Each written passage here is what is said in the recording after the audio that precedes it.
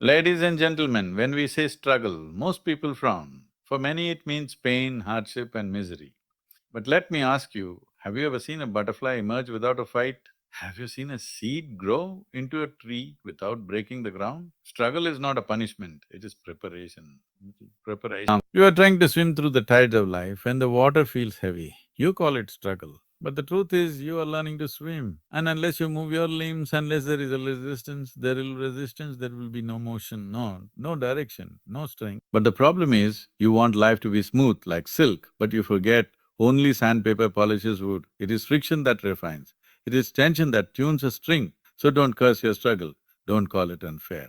Instead, ask, what is this trying to awaken in… You see, when life gives you struggle, it is not being cruel, it is being generous. Because if you go through life without ever being tested, you will go without ever knowing what you're truly made of. You must understand this. Not every storm comes to break you, some come to clear your path. Some come to test your foundation and others to show you the sky beyond the clouds. But here's the key, do not glorify the pain, learn from it, rise from it. Don't get addicted to the identity of a struggler. Don't wear your wounds like medals. Instead, grow, expand, be bigger than what you're going through, because struggle is temporary. But the strength it awakens can be eternal. So the next time life feels like a mountain, don't sit down and cry. Stand up and climb. Because it's not the mountain that's stopping you, it's the pebble in your… Clear the pebble and keep walking. When you say you are struggling, what you often mean is that life is not going your way. People are not behaving the way you imagine, the path is not smooth as you expected. But if you simply observe closely without judgment, you will see that the struggle itself is not causing your suffering. It is your resistance to what is unfolding, your refusal to accept change, your tight grip on how things should be. That is creating the turmoil within you, not the struggle itself. For struggle is simply movement, an invitation to stretch beyond your comfort. And unless you resist it, there is no suffering in that process. It is like the seed buried in the darkness of the soil, which feels the weight of the earth, the pressure of growth, the resistance of the surface, and yet it doesn't sit there and say, I'm suffering. Instead, it breaks through. Not by avoiding the struggle, but by embracing it, by aligning with it, because that tension, that pressure, that darkness are not enemies, but conditions of transformation. And only when you stop seeing them as wrong, will you realize that what you call suffering is only your psychological resistance to what is actually a natural process of your becoming.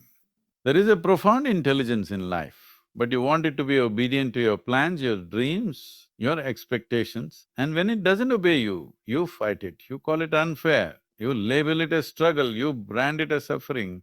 But the struggle was not born to hurt, it was born to awaken you, to break your boundaries, to show you that life is far more vast, far more intricate, and far more mysterious than your preferences can handle. And if only you start resisting for a moment, you would see the beauty even in the chaos, like a river carving through mountains. Struggle is the chisel sculpting your form. And if the mountain resists the river, it will crack, it will split. But if it allows the water to flow, it becomes valleys and canyons and life itself. So too in you, the resistance is where the pain arises, not the flow. And if you just let the experience pass through you, whether it is joy or pain or confusion or loss, you would see that all of it is only life moving, shaping, refining, and none of it was personal, none of it was punishment. Struggle is not a problem, it is a question life is asking you. A mirror it is holding up, saying, will you hold on to who you think you are, or will you let go and see what more you can become? But instead of looking into that mirror, you close your eyes, you call it unfair, you wish it away. Not knowing that it is in these very moments of inner turbulence that your deeper self is trying to surface, your real potential is trying to breathe, but it cannot emerge unless the walls you built around it begin to crack. When you label struggle as suffering, you trap yourself in a story, you wear it like a badge, you start to identify with it, and instead of walking through it, you start living in it, building a home in your resistance, decorating the walls with justifications, and yet somewhere deep inside, you know it was never about the world being too hard, but about your own unwillingness to be fluid, to adapt, to grow, and the moment you stop fighting with reality, even if it is painful, the suffering begins to dissolve. You must understand, growth is not always gentle. It doesn't come with soft music and warm sunlight. Sometimes it comes as thunder, as collapse, as emptiness, as silence. But all these are just ways in which life clears space for something new. And if you are too attached to the old, the familiar, the safe, then naturally, struggle will feel like suffering. But if you sit with it, breathe with it and trust that something within you knows the way, then the same struggle becomes sacred, becomes a passage, becomes grace in disguise. So do not fear struggle, do not resent it, do not ask when it will end. Ask rather what it is trying to reveal, who you must become to walk through it, must shed to emerge from it lighter, clearer, more alive. Because in the end, struggle was never the villain. It was your resistance that made it feel like pain. And once resistance drops, what remains is transformation. And in that, there is no suffering, only evolution. You see, everyone wants to shine, to be seen, to be admired like a polished gem sitting in a velvet box. But no one wants the blade that carved the gem, no one wants the sharp edge that cut, the heat that melted, the hammer that shaped. And yet without these forces, without that pressure, that abrasion, that relentless rubbing of life against the rough edges of who you think you are, there is no brilliance, no clarity, no glow. Just like the mirror must be rubbed clean again and again to reflect the truth, the mind too must pass through the fire of discomfort, of challenge, of contradiction. Because only in such friction does the illusion get stripped away. Only when the mask is pulled off do you begin to glimpse something real. And this is not cruelty, this is not punishment. No, this is the gentle violence of growth, the sacred tension between what you are and what you could become. If you have ever held a pearl in your hand, understand that it was not born out of comfort but out of irritation, out of friction within the oyster's shell, grain by grain being covered and healed and layered until beauty emerged. And so too in your life, those little irritations, those conflicts, those rubs and scrapes are not obstacles to your grace, but ingredients of it, without which your soul would remain unshaped, untouched and unknown. Even to you, the tree grows tall not because the breeze sang to it, but because the wind pushed against it, made it bend, made it break a little, made it find its roots deeper, its will stronger. And so when life brings you those winds, when relationships test you, when failures crack open your certainty, understand that these are not signs of wrongness, they are signs of movement, of the polishing cloth brushing away the dullness of stagnation. You want a life without friction, but such a life is not life. It is a still photograph, unmoving, unchanging, untouched by time or breath. And what is untouched by friction is untouched by beauty, untouched by experience, untouched by depth. Nay, and perhaps that is the real suffering, to go through life unpolished, to reach the end smooth but still unfinished, because nothing ever touched you deeply enough to reveal your shine. It is only when your ego is rubbed the wrong way, when your beliefs are shaken, when the floor you stand on cracks a little, that something real has a chance to rise up from beneath the surface. Something not built by society or shaped by fear, but born of truth. And that birth is not always easy. It comes with pain, with confusion, with moments when you wonder if you are being broken. But what is breaking is not you. It is the coating of pretense around you. The sculptor does not ask permission before he chips away at stone. He sees the form within and begins the work. And life is no different. It doesn't wait for a consent before it starts shaping you. It simply does what is needed. And the more you resist the chisel, the more it hurts. But the moment you surrender, you realize that every blow was not meant to break you but to reveal the you that you have. So the next time you feel rubbed raw by life, the next time people push your buttons or events unsettle your peace, don't run, don't hide and don't cling. Instead, take a breath and remember, without friction, there is no polish. Without challenge, there is no clarity.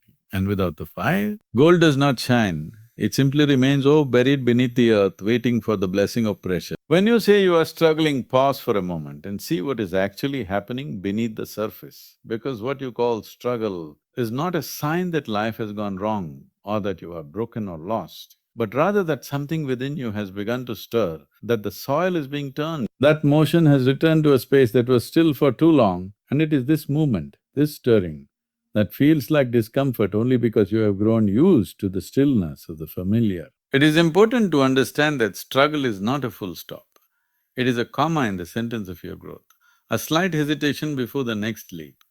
And like a bird pushing against the wind, your wings may ache, your flight may be uneven, but that very resistance is the evidence that you are not static, that you are not stuck in yesterday, that something is moving, stretching, breaking the shell that once held you safely, but also silently kept you. If the seed did not feel pressure, if it did not split open, if it did not struggle through the soil, it would never meet the light, it would remain potential unfulfilled, and so too with you. When you struggle, it only means the shell of what you were can no longer hold what you are becoming. And the cracking, the pushing, the tearing apart is not a crisis but a crossing, not the end but a beginning disguised as chaos. You may think that peace means no struggle, but that is not peace. That is paralysis, that is dormancy. And life is not here to keep you frozen, it is here to keep you moving. And every time you find yourself in struggle, take a closer look and you will see that you are on the edge of a shift, the brink of a becoming, the threshold of a deeper understanding that cannot arrive without motion, and motion is never without friction. Even the river must carve its way through rock, even the stars must collapse to be born, and every cell in your body is in constant dance, constant exchange. So why do you believe that your inner world should remain fixed, untouched, unmoved, unworn? And when it does move, when the inner ground shakes, why do you panic when in truth the earthquake is often the awakening? The tremble is the sign of new roots taking hold. The pain of struggle is not pain from being lost, but from being pulled forward while still holding backward. It is the ache of a caterpillar that no longer fits inside its own skin. It is the sound of the shell cracking open so that flight becomes possible. And when you experience this, the mind may resist, the emotions may swell, but deep down you will feel it. You are not dying, you are not breaking down, you are breaking. Less may feel safe, but it is struggle that confirms you are alive, that you are responsive to life, that you are not asleep at the wheel of your existence.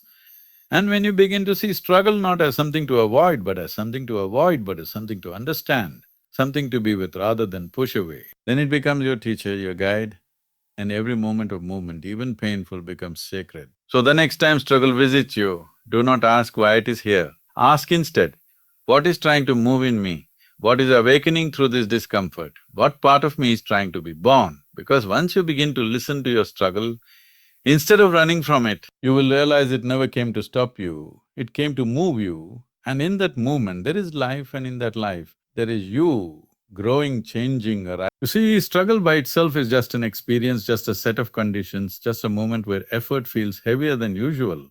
But the moment you begin to resist it mentally, to label it emotionally, to personalize it as something wrong or unfair or unnecessary, that is when it becomes suffering. Not because the struggle changed, but because your inner stance toward it became one of aversion, one of complaint, one of victimhood. And in doing so, you turn what could have been your making into your undoing. The body can struggle and remain at peace. The mind can be challenged and remain clear. But the moment you attach a story to the struggle, the moment you say, this should not be happening, oh, why me, or I cannot bear this, the struggle is no longer just what is happening outside or around you. Oh, it becomes who you are inside. And from that point, the weight of it multiplies not because the mountain grew, but because your ability to stand shrank beneath the weight of your own resistance. There are people who walk through fire and emerge radiant, not because the fire was gentle, but because they walked with awareness and grace. And there are others who collapse under the smallest storm, not because the storm was mighty, but because they decided from the beginning that they could not withstand it, that struggle meant failure, that difficulty meant injustice. And so it was not the situation that broke them, it was the belief they carried into it that did. If you look at your life carefully, you will see that many of your deepest insights, your quietest strengths, your most transformative shifts have not come in times of ease and comfort, but in times when the ground beneath you shook, when the direction was unclear, when every part of you wanted to run or hide or numb the discomfort. And yet if you stayed, if you breathed through it, you faced it honestly, something opened, not in the world but in you. Struggle is not the enemy, it is a mirror. It reflects your posture toward life, whether you are standing open or curled in fear, whether you are receptive or reactive, whether you are moving through life with a willingness to be shaped or clinging desperately to who you were yesterday. And the moment you shift your attitude, not even the situation, the quality of your experience changes, and what felt unbearable becomes a challenge, and what felt like punishment becomes a process. The tree does not curse the wind for shaking it, the river does not resent the rocks that redirect it, and the sun does not argue with the clouds that veil its light. And yet we often turn against the very conditions that could free us, simply because we've been taught to fear discomfort, to run from challenge, to measure life by ease instead of depth, forgetting that sometimes the greatest blessing does not come wrapped in comfort but in the rough hands of struggle. And this is why the real work is not to end struggle. For struggle is part of growth, part of movement, part of becoming more than you were.